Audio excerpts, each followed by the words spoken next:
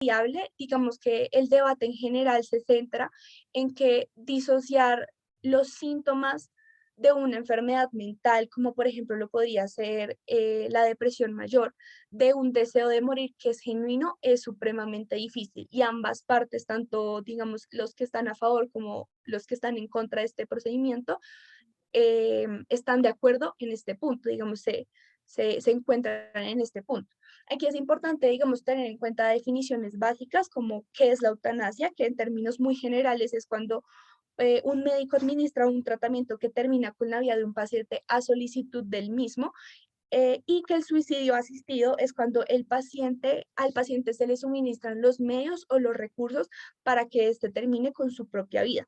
Y es muy importante también tener en cuenta que el suicidio, consecuencia de una enfermedad mental, no tiene el mismo fin que la eutanasia psiquiátrica. La eutanasia psiquiátrica generalmente es la expresión de una preferencia que es constante, que es consistente, que, digamos, perdura a lo largo del tiempo, que es discutida con una variedad de profesionales y que generalmente culmina con una autorización legal y un soporte práctico.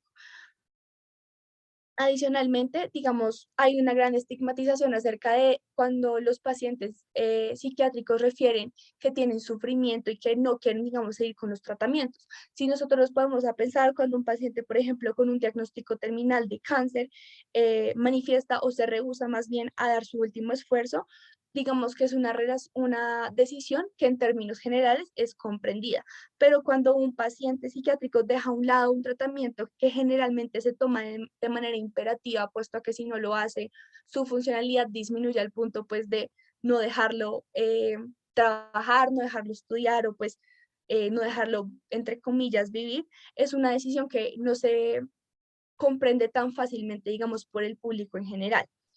Diferentes autores también, digamos, han manifestado de que el sufrimiento puede afectar múltiples dimensiones de la vida. Se han hablado de cuatro específicamente: la médica, la psicológica, la existencial y la social, y la existencial es tal vez la que más se afecta en el momento de hablar de los trastornos psiquiátricos. Los pacientes generalmente hablan de que tienen desesperanza, de que se sienten como una carga para sus familiares o para sus amigos, hay una pérdida de la dignidad, hay pérdida del control sobre las emociones, hay insomnio que se vuelve crónico y que se vuelve resistente al tratamiento, hay miedo, hay problemas con el relacionamiento con los amigos, con el trabajo, con los compañeros, y hay problemas con la identidad. Todo esto hace, digamos, que los pacientes efectivamente tengan un sufrimiento que se considera crónico. Sin embargo, a diferencia de los pacientes con cáncer, los pacientes que sufren un trastorno, que sufren de un trastorno psiquiátrico resistente al tratamiento no tienen ninguna esperanza de cura. Y así como, o digamos, si nosotros les negamos el derecho a morir dignamente, nunca van a aspirar a liberarse de este sufrimiento a través de la muerte natural, ya que este no es el fin último de los trastornos psiquiátricos, pues porque estos nunca amenazan la vida.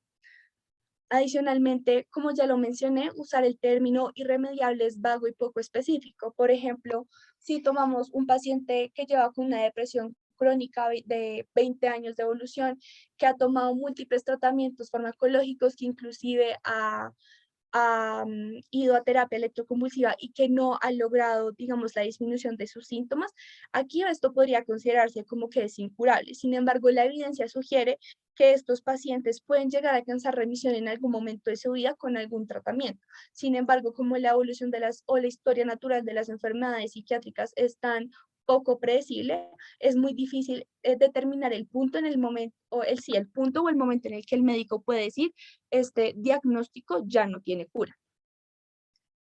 Ya cuando hablamos de sufrimiento psicológico, son varios aspectos los que nosotros debemos tener en cuenta en el momento de evaluarlo y de determinar si un paciente podría llegar a tomar algún tipo de decisión sobre su tratamiento y pues en aras de esta revisión sobre la eutanasia. El primero es tener en cuenta que la competencia mental efectivamente puede verse afectada por el trastorno, pero esto no debemos asumirlo de forma automática y debemos hacer una evaluación exhaustiva acerca de si este paciente tiene la competencia y la capacidad para tomar decisiones. Lo segundo es el requerimiento de que el trastorno psiquiátrico sea incurable, como ya lo mencioné, es muy difícil, puesto que los pacientes pueden cambiar con el tiempo y pues los tratamientos que pueden llegar a necesitar van a ser diferentes y van a tener un constante cambio. El tercer punto es que el requerimiento de una buena consideración, de que la solicitud sea hecha bajo una buena consideración, es difícil de determinar, especialmente cuando esta solicitud puede ser también un síntoma de la enfermedad. El cuarto punto es tener en cuenta la constante e inagotable naturaleza del sufrimiento psicológico, en donde además su definición es poco clara. Y por último, tener claro que el sufrimiento efectivamente no se pueda aliviar. Ya cuando hablamos del debate como tal, existen pues numerosos argumentos en contra y a favor, pero como les mencioné anteriormente, el punto donde se encuentran es que es muy difícil disociar los síntomas de un deseo genuino de morir. Entonces, por ejemplo, los argumentos a favor hablan de que es injusto excluir a los pacientes psiquiátricos si estos cumplen todos los demás criterios que son exigidos para los pacientes con condiciones terminales. Es decir, estaríamos incurriendo en un acto discriminatorio en caso de negar la eutanasia. Adicionalmente, el sufrimiento psiquiátrico puede equipararse o inclusive puede llegar a ser peor al somático, a pesar de que este generalmente se considera que es muy subjetivo. Y adicionalmente, la eutanasia debería considerarse como cualquier otra alternativa médica que puede llegar a generarle bienestar al paciente y, digamos, no ofrecerla o que el paciente no la conozca, es que nuevamente el paciente no tenga, digamos, a su disposición todas las alternativas posibles y que él pueda elegir cuál es la decisión o cuál es la intervención que más le conviene. En cuanto a los argumentos en contra, hay bastantes.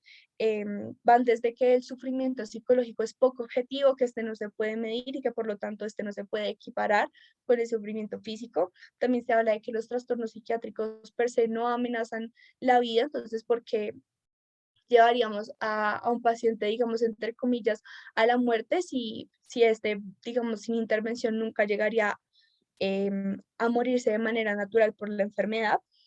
También se habla de, nuevamente, esa distinción entre si es un deseo genuino o si es un síntoma, de si el paciente es capaz y competente. Digamos, todas estas son las cosas que se tienen en el momento de definir si un paciente o no podría, un paciente psiquiátrico podría llegar a acceder a la eutanasia. Ya hablando un poco más sobre algunos conceptos en específico, recordemos que la capacidad fue definida por la Corte Constitucional como la habilidad que van a tener los pacientes para comprender, retener, creer y sopesar la información que se recibe al hacer la toma de una decisión. Y tenemos diferentes herramientas como el MACAT, que lo que hace es involucrar cuatro aspectos fundamentales de la capacidad y con el cual nos podemos guiar para determinar si el paciente o no puede tomar una decisión. La primera es que debe comprender la información que es relevante para su condición y para el tratamiento médico que le están recomendando. La segunda es que el razonamiento pueda hacer razonamiento sobre los potenciales riesgos y beneficios de acciones. El tercero es que puedan apreciar la naturaleza de la situación y las consecuencias de sus decisiones. Y por último es que puedan expresar esta decisión. Digamos que lo que habla en conclusión, digamos, esta herramienta es que la capacidad de paciente se evalúa en términos de que éste pueda entender la razón por la cual toma la decisión. Adicionalmente, los autores de esta herramienta también hablan de que los pacientes, al dar el consentimiento sobre cualquier tipo de tratamiento, deben tener las habilidades para poder comunicar esta decisión, para entender la información que se les provee y la cual es relevante para poder apreciar las consecuencias médicas que puede tener, pues, digamos, la alternativa que se les está ofreciendo y cuáles son las razones para ofrecer este tratamiento. Esto quiere decir que, digamos, todas las condiciones que se piden para que un paciente sea capaz y competente, las puede llegar a cumplir un paciente que tiene un diagnóstico de enfermedad mental. No debemos de caer, digamos, en el error de automáticamente asumir que por su diagnóstico ellos no son capaces ni competentes. Ya cuando hablamos de voluntariedad, usaremos los criterios de Gerben-Meine, que se consideran como los criterios mínimos de voluntariedad en el contexto médico para evaluar la validez de una decisión. Entonces, el primero es que una acción se va a considerar voluntaria cuando hay expresión del carácter de la persona, es decir, cuando hay autodeterminación y cuando hay autogobernanza, siendo la autodeterminación, digamos, o que una acción es autodeterminada cuando el carácter es la fuente de esta acción y la autogobernanza es cuando el carácter fuerza la acción. Y cuando tenemos, digamos, estos dos conceptos, hablamos de que la decisión del paciente se puede considerar genuina o auténtica. El siguiente criterio a tener en cuenta es que una acción se considera voluntaria cuando esta ocurre por una razón que puede comprenderse, y la tercera es que una acción se considera voluntaria cuando es posible para la persona actuar de manera contraria. ¿Esto qué quiere decir? Que el paciente debe tener la habilidad de poder escoger lo contrario o otras alternativas, ya que esto nos habla de que el consentimiento se va a volver válido. Digamos que el paciente tenga la habilidad de escoger, nos habla de que puede razonar y que puede comprender la información que se le está dando y por lo tanto tomar una decisión que se considera autónoma y voluntaria. Generalmente los filósofos hablan de que los pacientes con enfermedad mental no cumplen estas características o pierden la agencia sobre estas características. Sin embargo, diferentes autores, como lo puede ser Galen Strawson, hablan de que hay responsabilidad en una decisión cuando esta ocurre o cuando esta no ocurre bajo una restricción. Por ejemplo, los pacientes con impulsos de cleptomanía, con neurosis obsesivas, con casos severos de adicción o fobias, generalmente no actúan bajo deseos genuinos, sino bajo ciertas restricciones impuestas pues, por sus diagnósticos mentales. También hay otros autores de que hablan, por ejemplo, que en el trastorno obsesivo de la personalidad, perdón, el trastorno obsesivo compulsivo, se asocia con comportamientos que son mecánicos, que son generalmente estereotipados y que por lo tanto no ocurren bajo razones que el paciente pueda comprender. Y adicionalmente, los pacientes con TOC manifiestan que ellos desean deshacerse de sus compulsiones, pero que no pueden, lo que, digamos, indirectamente habla de que los pacientes tampoco tienen otra alternativa de comportamiento. Ya cuando hablamos de ontología, la ontología es, digamos, la manera en que, o las condiciones que van a determinar el significado de un elemento. En este caso, el significado o la conceptualización de lo que es la enfermedad mental o un diagnóstico psiquiátrico. En este caso voy a usar dos ontologías específicas, la ontología descriptiva y la causal. La ontología descriptiva hace referencia a que los diagnósticos psiquiátricos son un grupo o un clúster de síntomas observables que son exhibidos por una persona y en ningún momento se hace alusión a la estructura causal de estos síntomas. Esta es la manera que en este momento tenemos estandarizada para definir las enfermedades mentales. Es la manera en cómo el DSM-5 está escrito, el CIE-10 y el CIE-11 están escritos.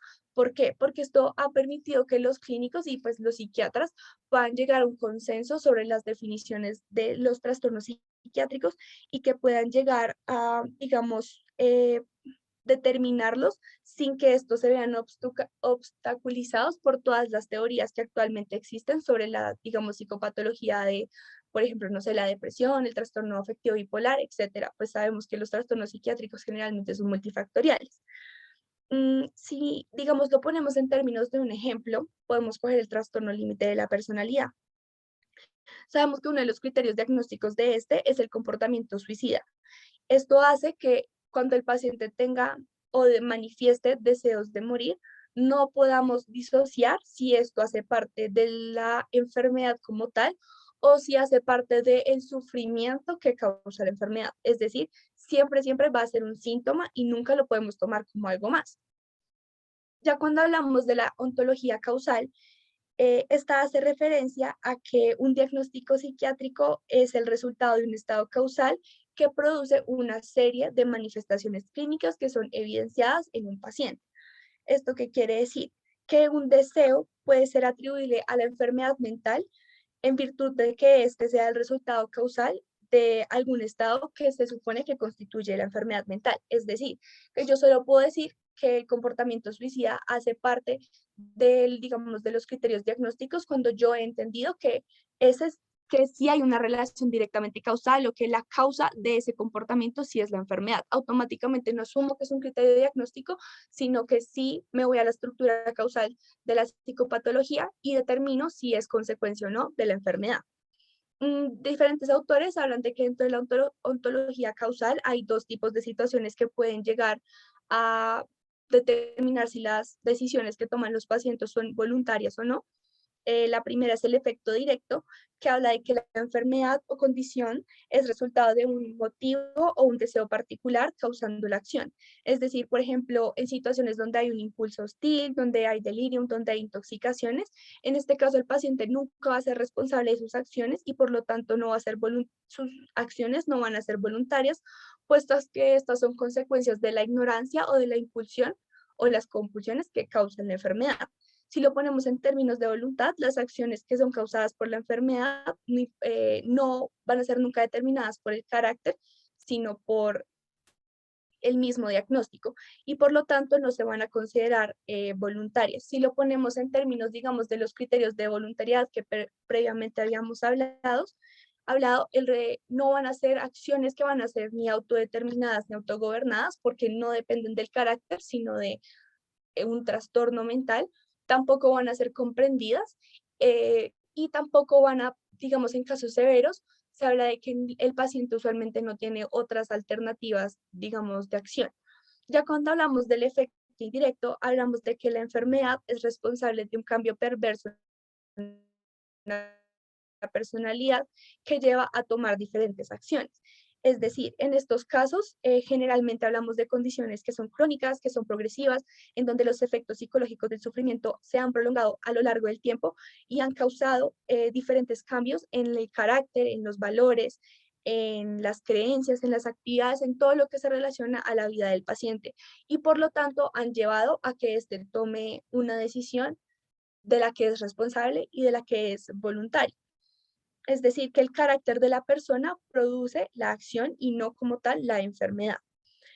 Es así como el efecto indirecto se considera que explica la mayoría de las solicitudes de eutanasia voluntaria en los pacientes psiquiátricos que se aprueban. Es decir, en este caso, el paciente tiene un deseo de morir que es producto del sufrimiento, que pues claramente ha sido influenciado por una enfermedad que se ha prolongado por el tiempo, pero no es consecuencia de la misma. Algunas veces el deseo de morir puede llegar a ser eh, consecuencia del efecto directo.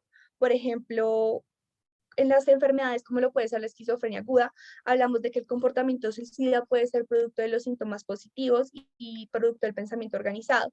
Entonces, en estos pacientes no va a haber expresión de carácter, las acciones no van a ser comprendidas precisamente porque hay un pensamiento desorganizado y cuando se consideren suficientemente severas tampoco se va a considerar que el paciente tenía otras alternativas al actuar. Es así como, digamos, en contraste con el trastorno límite de la personalidad que hablábamos previamente, esta condición va a causar, digamos, un cambio perverso en el carácter de la persona y por lo tanto esto sería, digamos, efecto indirecto de la enfermedad, mientras que en patologías como el trastorno afectivo bipolar, la psicosis, las intoxicaciones, todo va a ser producto es de la enfermedad y no del carácter de la persona. Ya para concluir, entonces, hablamos de que las implicaciones para la eutanasia psiquiátrica son que el abordaje de una solicitud de muerte digna debe enfocarse en establecer si la solicitud es voluntaria y es bien considerada, si hay alguna posibilidad de mejoría y si hay una alternativa razonable que pueda mejorar el sufrimiento. Es decir, en ningún momento el diagnóstico del paciente debe considerarse como un criterio de indicación o de no indicación para realizar el procedimiento. Por otro lado, el acto de la eutanasia en el paciente psiquiátrico ha llevado a un fuerte debate en donde lo más importante o lo que nos debemos llevar a casa es que disociar los deseos de morir de una persona de su trastorno mental es un gran reto, pero es precisamente lo que debemos lograr, digamos, discernir o disociar para poder determinar si la solicitud que hace mi paciente es realmente genuina.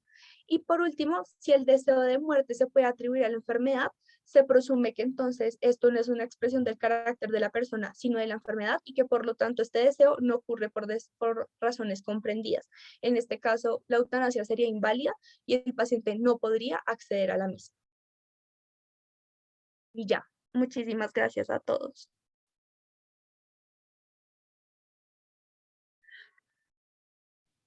Muchísimas gracias, Dani, por tu presentación.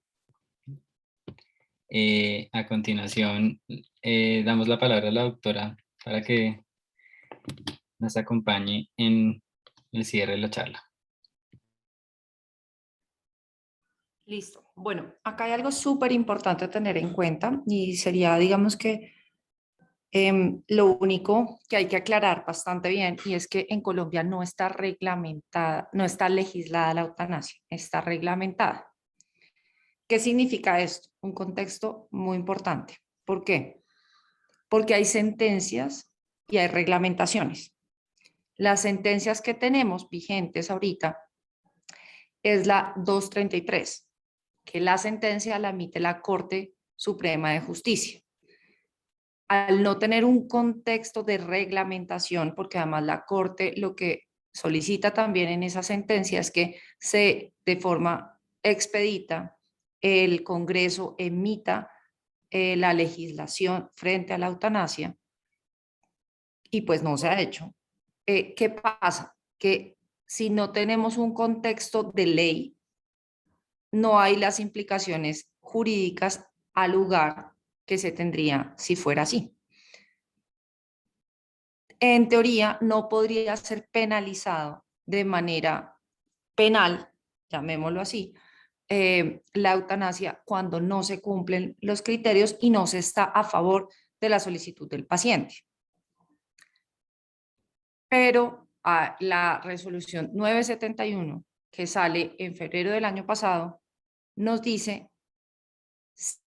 si hay acciones de carácter penal para las personas que incumplan esto e inclusive para las instituciones. No solamente va a ser de carácter civil.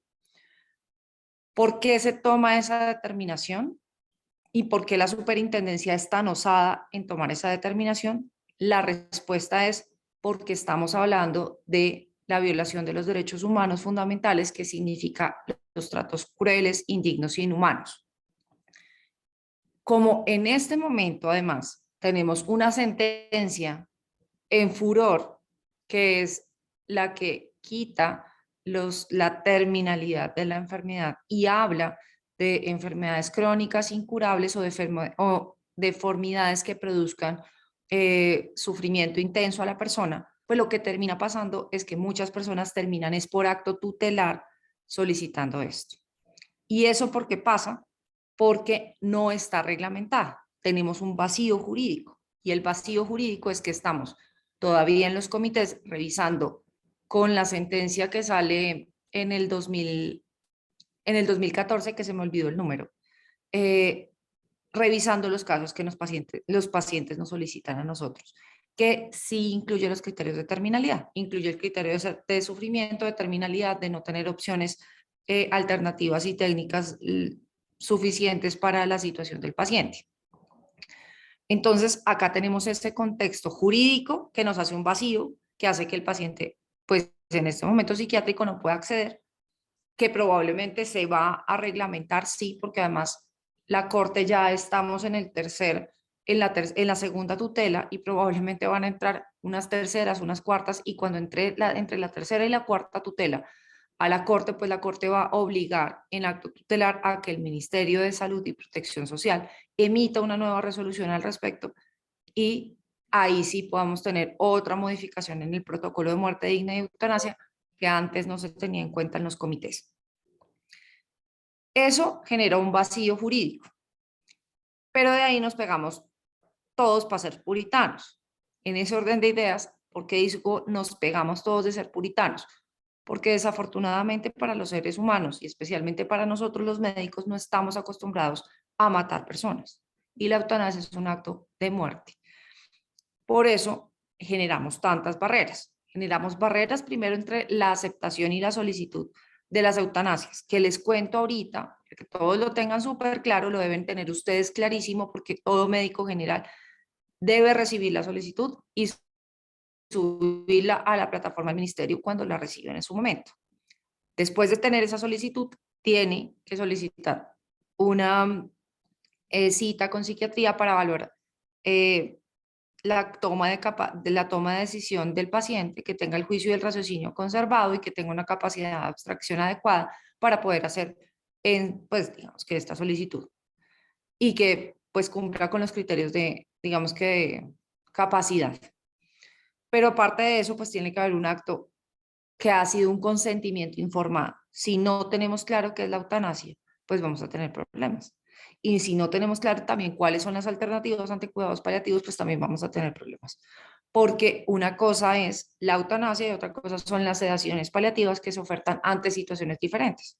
La sedación paliativa se oferta ante cualquier síntoma refractario que incluye los síntomas físicos, incluyen síntomas emocionales. O sea, un paciente que esté en un estado agónico y en fin de vida, sí podría optar por una sedación paliativa cuando tenga un sufrimiento emocional extremo. Y eso está dentro de los criterios de la SECPAL para sedación en pacientes paliativos. Pero tiene que estar en esa situación de terminalidad y que sea síntoma refractario, o sea, que se hayan dado primeras, segundas y terceras líneas de manejo y no se haya resuelto el síntoma. Y por eso, pues, es importante entender la diferencia entre la eutanasia y la sedación. La persona que recibe esta solicitud tiene que colgarla al ministerio, como ya les dije, pedir la solicitud de valoración por cuidados paliativos y pedir la solicitud de psiquiatría. Y aparte de eso, tiene que pedirle al secretario del comité de la IPS en donde se encuentre trabajando que se llame al comité de muerte digna y eutanasia. Si eso no se cumple, se incumplen en sanciones civiles, primero sanciones éticas, civiles o penales, porque ya la superintendencia puede hacer el seguimiento de esto. ¿Cuánto tiempo tiene después el comité para reunirse? 10 días. Y ahí se toman todas las decisiones que vienen al respecto y donde hemos encontrado muchas barreras, especialmente de los conceptos. Desafortunadamente los médicos tenemos, ay, perdónenme,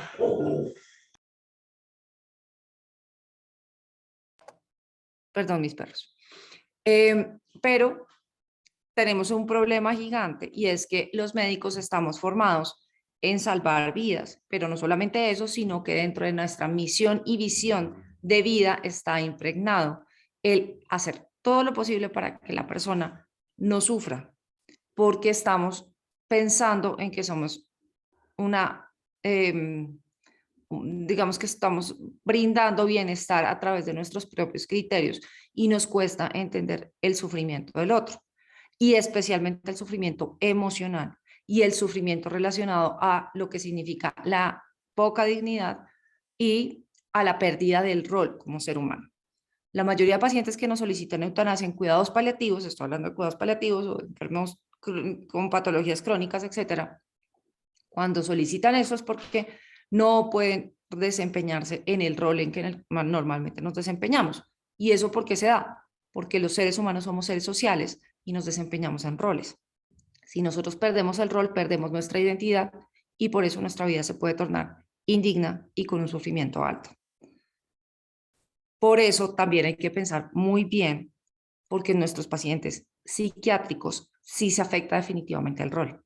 Hay muchos pacientes con enfermedades crónicas que nunca van a poder trabajar o nunca van a poder desempeñarse socialmente de manera adecuada, como en enfermedades de esquizofrenia, etcétera. O pongamos una que es menos, digamos,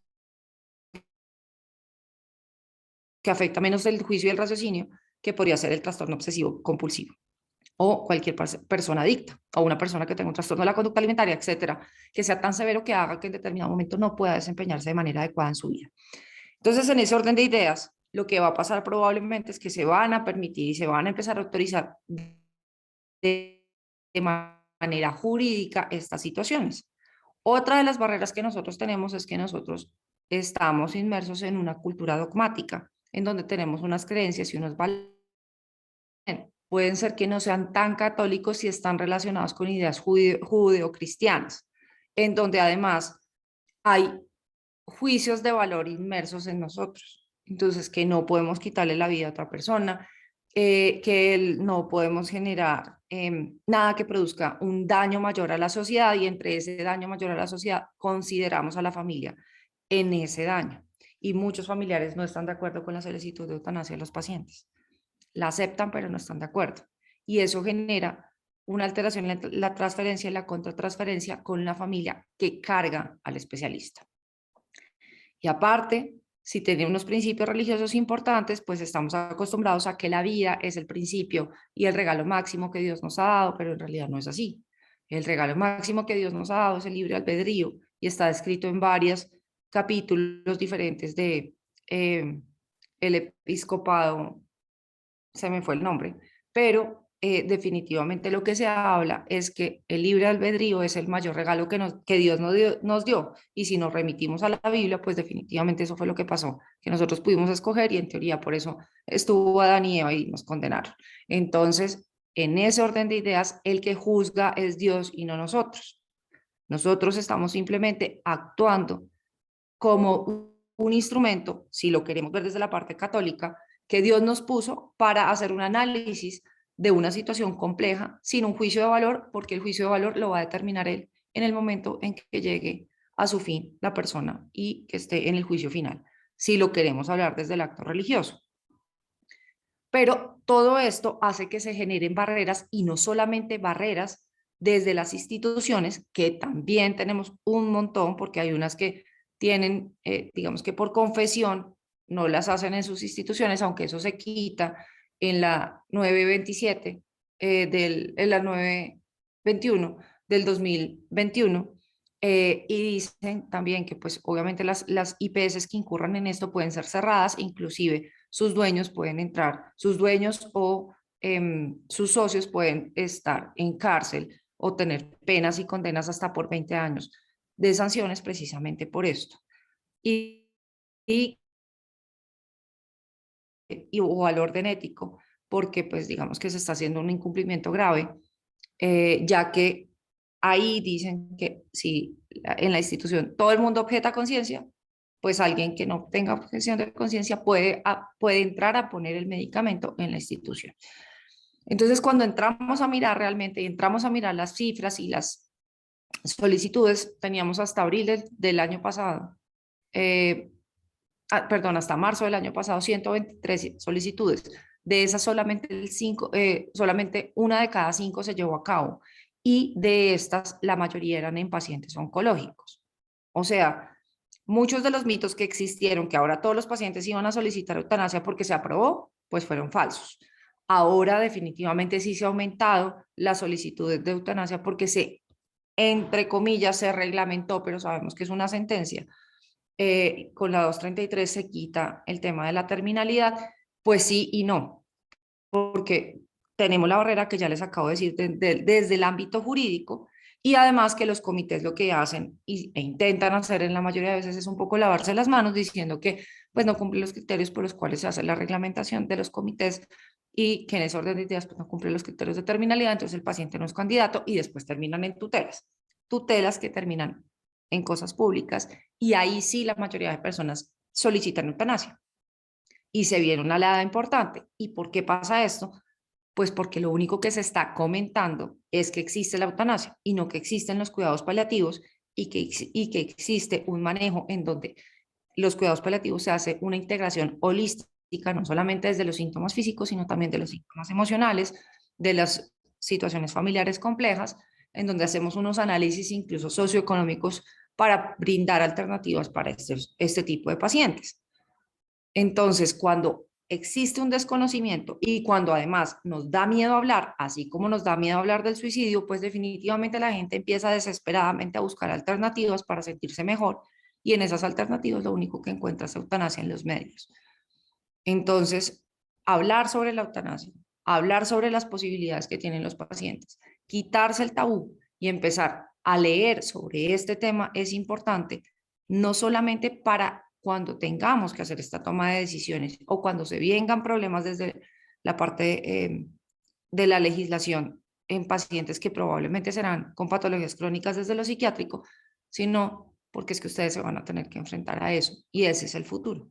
Y ustedes probablemente van a tener que hablar de esto de una manera clara y transparente con sus pacientes, porque eso se llama consentimiento informado, adecuado, libre y sin juicio. Era lo que quería decirles. No sé si hay algún comentario. Creo que acá en el chat hay una pregunta. No. Que estén pendientes cuando digan la palabra. Eso fue lo que sé. No sé si hay alguien que tiene alguna pregunta. Andrés. Hola doctora, buenas noches a todos. Doctor, una pregunta. Bueno, primero que todo, pues gracias a Daniela por su Que fue presentación, excelente además. muy informativa. Pues yo soy médico general en el Hospital Universitario Mayor y sí me he dado cuenta, por ejemplo, pues del aumento de De preguntas y solicitudes. solicitudes sobre este tema, que pues por ahora creo que aún se está estableciendo pues la hoja de ruta para nosotros todavía. Sí, no la he podido, yo no he podido sacar el video instructivo de ustedes de capacitación porque el ministerio en teoría habilitó para que todos los médicos lo hagan, pero la página del ministerio está caída, nunca ha servido y ahora entonces están diciendo que solamente cuidados paliativos y pues eso no tiene ningún sentido, pero es Sí, un poco lo que sí, se hace. por ahora entonces, pues por ahora lo único que estamos haciendo es realmente pues solicitando la valoración por cuidado paliativo para que se establezca el comité. Pero Doc, yo te quería preguntar, por ejemplo, no sé, pues creo que supongo que en Colombia todavía no ha llegado esto, pero no sé, pues digamos en otras legislaciones o en otros países, por ejemplo, en los pacientes que digamos que con una, pues que presenten de pronto alguna enfermedad psiquiátrica concomitante con alguna enfermedad pues incurable o pues crónica, pero digamos que en el contexto por su enfermedad mental requieran el apoyo pues de un tutor legal o algo así, el mismo tutor legal podría solicitar la eutanasia o eso simplemente solamente en el momento lo puede hacer el paciente. Hasta la fecha solamente lo puede hacer el paciente. Hay algunos vacíos en la ley y se nos ha presentado un montón, en donde el paciente, en pleno uso de sus facultades, puede delegar a alguien para reiterar la fecha, pero no para entrar a la situación del comité. ¿Quiénes serían los tutores legales que sí están permitidos en Colombia para los niños en la que sale en el 2018? En donde sí se habla de los tutores, que debe ser papá y mamá en pleno tomando la decisión con el menor de edad.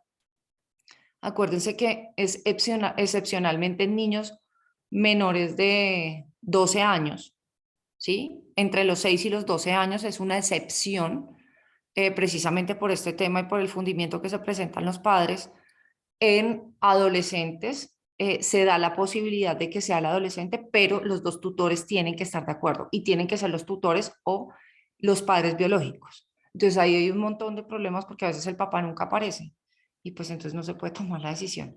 Entonces es complicado por eso. En adultos todavía no se ha hablado del término de tutores porque además mira que tiene que ser un tema voluntario.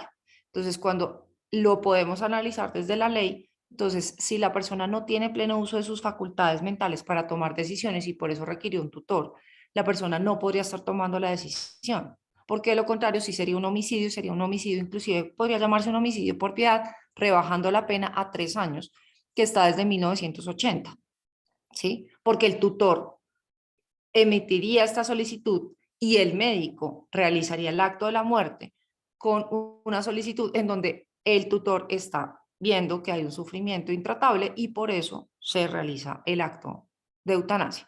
Porque eso es tan claro y en muchos de los protocolos hablan de la capacidad de toma de decisión y nuestro protocolo es hermoso, o sea, verdad, realmente cuando miramos la legislación es muy bonita, sino que pues todo en el papel suena muy bonito. Pero cuando nosotros realmente entramos a mirar, lo que busca ahí es que no pase lo que pasó en Bélgica al principio. En Bélgica lo que se hacía es que era, inclusive el paciente a veces no tenía sufrimiento y el médico percibía que el paciente tenía sufrimiento y le producía la eutanasia. O sea, lo estaba matando, ¿sí? En medio de un contexto de un homicidio por piedad, sí, pero se debe reportar muchos casos de estos. Entonces, por eso se empezó a generar el tema de que tiene que haber una evaluación directa por un neuropsicólogo. Bueno, la ley no dice neuropsicólogo, la ley realmente dice psiquiatra o, se me fue el nombre, o psicólogo clínico, que es gravísimo en términos jurídicos, porque un psicólogo clínico no puede hacer un diagnóstico. Entonces, donde algo pase al final, o que la familia demande porque se hizo, o que la familia o el paciente demande porque no se autorizó, pues es terrible porque la institución va a decir, o sea, digamos que la persona que esté revisando el caso y sea un juez, pues podría decir que no hay un perito experto porque fue un psicólogo clínico que no puede hacer un diagnóstico. Pero en la ley dice que sí puede ser un psicólogo clínico. Eh, Y parte de lo que pasa es que desafortunadamente desde psiquiatría nunca estuvimos participando activamente en esos protocolos, y estuvo más participando cuidados paliativos. Y yo creo que lo que nos faltó fue conciencia, conocimiento sobre temas del final de vida, y experimentar un poco realmente con el sufrimiento de lo que significan los pacientes terminales. Porque si no, probablemente como sociedad hubiéramos estado más presentes y no hubiéramos permitido eso, porque eso sí es un vacío muy importante para los pacientes que lo están solicitando. No sé si respondí tu pregunta, Andrés. Sí, sí, doctora, muchísimas gracias. Y qué pena extenderme tanto, que es un tema que en No, verdad me tranquilo. apasiona. No sé si hay más preguntas, dudas.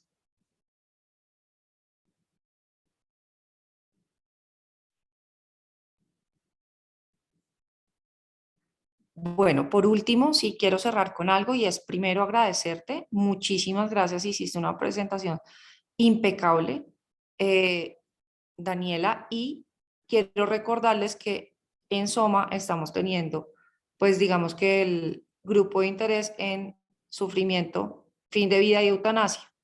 Ese lo estoy liderando yo. Discúlpenme que estaba un poco pues desactiva porque es que en serio, entre trabajo, tesis de maestría y 20.000 cosas ha sido un poco loco lo que me ha tocado. No he perdido el interés. He hablado con el doctor Taza para los proyectos de investigación. Hay alternativas. Las personas que quieran unirse adicionalmente, pues le escriben a Daniela y Daniela miramos cómo los agrega o no al grupo. Y podemos hacer trabajos de investigación muy chéveres. Ahorita estoy haciendo yo una tesis sobre percepción de eutanasia en los paliativistas. Han salido resultados súper interesantes. También sería una opción hacerlo con los psiquiatras, porque no se imaginan ustedes cómo me he agarrado yo en los comités con los psiquiatras. Y pues de ahí en adelante podríamos sacar muchas cosas, o sea, temas relacionados con esto, que tanto la percepción de un suicidio asistido es más válida en Colombia que una eutanasia, porque tiene menor carga moral para el médico hacer una prescripción y que el paciente se lo tome y que nosotros pues no hagamos el acto. Temas relacionados con experiencias placenteras y controladas al final de la vida y bueno, muchas otras cosas, entonces están bienvenidos, todas las ideas son viables. Ya voy a tener un poquito más de tiempo porque ya no estoy haciendo la producción grande que tenía que hacer del marco teórico y el marco conceptual. Y bueno, bienvenidos y gracias en serio por invitarme. Pues aquí estoy cuando me necesiten y todo lo relacionado, ya saben que con eso y bueno, y otras cosas adicionales y con neuroinmunoendocrinología, etcétera, cosas raras que se les ocurra también, estoy para lo que necesiten. Bueno. Listo, doctora. Muchísimas gracias por su tiempo y por acompañarnos también, pues porque sabemos que su horario a veces es complicado, pero pues realmente queríamos que usted estuviera en esta charla. A los demás, muchas gracias por asistir. La palabra para la asistencia es eutanasia, entonces para los que son miembros del grupo para que puedan llenar la asistencia. Y ya sí, pues si no hay más dudas, daríamos cierre a la charla. Muchísimas gracias a todos. Muchas gracias. Cuídense mucho y saben que estoy en horarios extremos, pero estoy. Chao. Hasta luego, doctora. Gracias. Gracias. Muchas gracias.